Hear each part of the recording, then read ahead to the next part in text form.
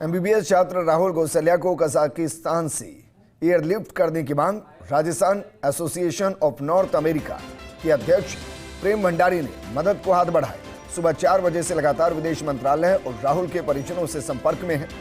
Bhandari Kazakhstan में भारतीय राजदूत वाईके सिलास थंगल से लगातार संपर्क में है। भंडारी ने राजस्थान के संवेदनशील मुख्यमंत्री वजनलाल शर्मा से आग्रह किया और कहा कि राहुल को एयरलिफ्ट करने के लिए राणा आधा खर्च उठाने को तैयार। परिवार की वेदना को देखते हुए वजनलाल सरकार भी परिवार की मदद के लिए आ गया है। राहुल की बहनें और परिवार के करीब 20 लोग दिल्ली में विदेश मंत्रालय से गुहार लगा चुके हैं। परिवारजनों का कहना है कि उनको कजाकिस्तान में नहीं मिल रहा प्रॉपर इलाज, उसको तत्काल प्रभाव से वहां से एयरलिफ्ट करवाकर जयपुर लाने की मांग कर रहे। राहुल के 2 जीजा भी पहुंच चुके कजाकिस्तान, लेकिन उन्हें नहीं मिल पा रही मदद। भंडारी ने कहा कि सरकार 7 बहनों के भाई पैरालाइज्ड पिता की मांग पर संवेदनशीलता से मदद करे। तो देखिए, वाकई में गंभीर और संवेदनशील दोनों ही तरीके से इस मामले को देख सकते हैं। और हमारे साथ खुद Rajasthan association of north America के अध्यक्ष प्रेम भंडारी जी जुड़ गए।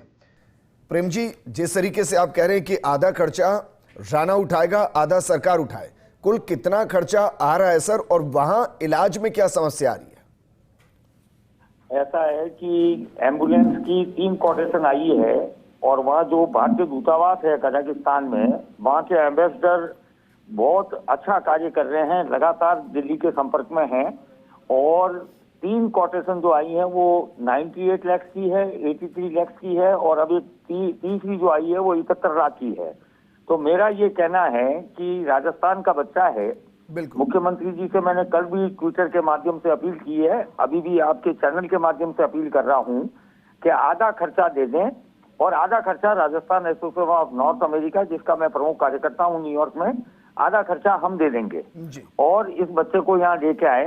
वैसे एम्बेसडर से भी मेरी बात हुई है, एक इंडियन कम्युनिटी वेलफेयर फंड होता है, 2017 में माननीय प्रधानमंत्री मोदी साहब के नेतृत्व में उसमें गाइडलाइंस काफी बदली थी और उसके बावजूद भी ये क्वालिफाई नहीं कर रहे हैं, इस वक्त क्वालिफाई नहीं कर रहे हैं।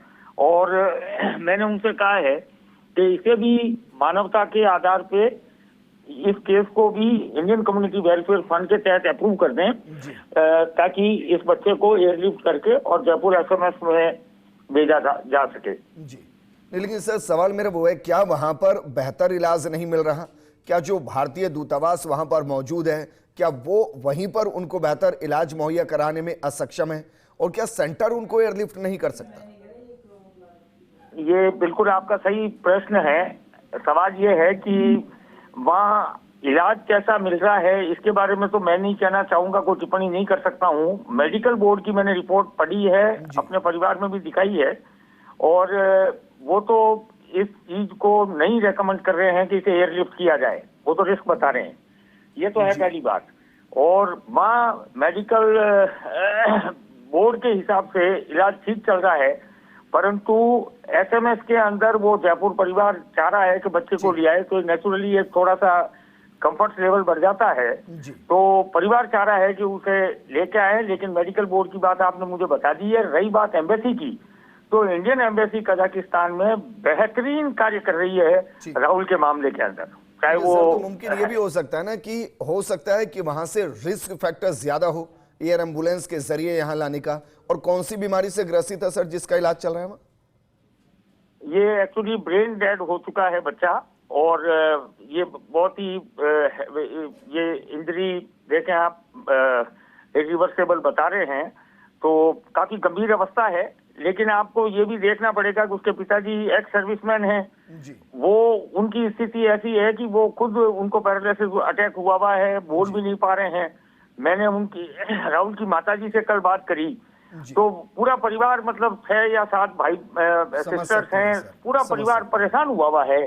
तो बेहतर यही है कि अगर मेडिकल एडवाइस, फिर वापस मेडिकल बोर्ड में भी आपका फोन, ये फोन खत्म होने के बाद मैं फिर एम्बेसडर से बात करूंगा और उनसे रिक्वेस्ट करूंगा कि मेडिकल बोर्ड एक बार फिर एग्जामिन करे कि अगर मतलब बहुत जबरदस्त रिस्क हो रही है और 100% रिस्क है, तो ऐसे में तो मैं चाहूंगा कि बच्चे का इलाज वहीं हो कजाकिस्तान बिल्कुल में। प्रेम भंडारी जी, लेकिन एक फिर अंतिम भी सवाल और सर मेरा कि क्या मेडिकल में कंफर्मेशन के साथ उन्हें ब्रेन डेड घोषित कर दिया, क्योंकि इसके लिए एक एपिनिया टेस्ट होता है अगर मैं गलत नहीं तो वो 6-6 घंटे के अंतराल में होता है और उसके बाद ही ये कंफर्म होता है कि हाँ ब्रेन डेड है। देखें आप, ब्रेन डेड का जो जहां तक है, ये जो मेडिकल रिपोर्ट जो मेरे पास आई है कल, वहां से छात्रों ने मुझे भेजी है जी तो उसके अंदर तो शायद ये क्लियर नहीं हो रहा है, पर मेरा लगातार कई जगह बात हो रही है तो उसका कंक्लूजन यही था कि ये ब्रेन डेड है और ये इंजरी जो है इरिवर्सिबल है। बट अगेन मैं डॉक्टर नहीं हूँ और कल तक मैं इस बारे में पुख्ता जानकारी और हासिल कर लूंगा। ठीक। हॉस्पिटल में मैं खुद डॉक्टर से बात करता हूँ और मेरी पत्नी से उनकी बात करवा देता हूँ या बेटे से बात करवा देता हूँ, तो दे विल अंडरस्टैंड, वो उनका मेडिकल फील्ड है बिल्कुल, तो थोड़ा अच्छे से जानकारी मिल जाएगी। और उसके बाद में अगर कोई रिस्क नहीं है तो इस बच्चे को अगले 24 घंटे के अंदर अंदर SMS जयपुर भिजवाने के लिए राणा तो पूरा प्रयास कर रहा है। अब उम्मीद तो राजस्थान सरकार से है कि वो आगे आए और हम मिलकर इस राजस्थान के लाल को जयपुर SMS में लाएं। बिल्कुल प्रेम भंडारी जी, बहुत शुक्रिया हमारे साथ जुड़ने के लिए।